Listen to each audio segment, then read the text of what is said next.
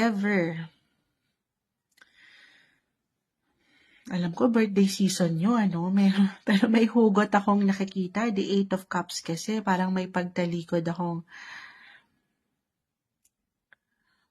relationship-wise. Buhay pag-ibig, relasyon, especially couples in a relationship, maring mabigyan nyo or mapunta yung higit na attention nyo. Mid-October tayo, guys, sa inyong mga kapareha. Dalawa lang ito, ha. It's either for some ay tatalikuran nyo na ang ilang situation, so reversal tayo. Lalo kung hindi nyo na natatanggap yung tamang energy, yung effort, yung love, for some of you, maring makapag-decide na to let go. Alam ko, diretso yun. Pero for some, maaaring i-let go itong negativity, unhealthy patterns, at pagsasamahan, pagtutulungan ng relasyon.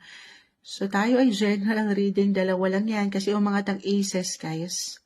Pero bago nyo yan mapaangat, maayos, together, kailangan kayo mismo ayos, buo. Sabi ko nga, more on self-care, self-love, para maging buo kayo together. So may pag-asa pa po, ha. For some na moonshot, paano yan? Sobrang nag-a-apply, baka maghiwalay. Again, pwede itong ma-workout po. It's pwedeng pagtulungan, work on your partnership. Pero depende, guys. Tanungin, at the end of the day, pakiramdaman, do some reflection, kayo ang higit na makapagpapasya. Kayo ang nasa inyong susi pa rin sa pagpapasya, guys, ha?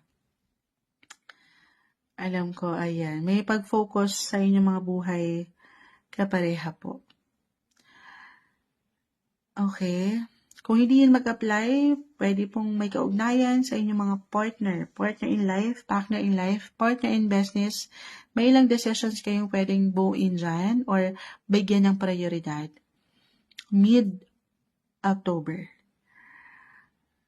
Ayan, ang umaangat. Okay, the star, the world, the tables will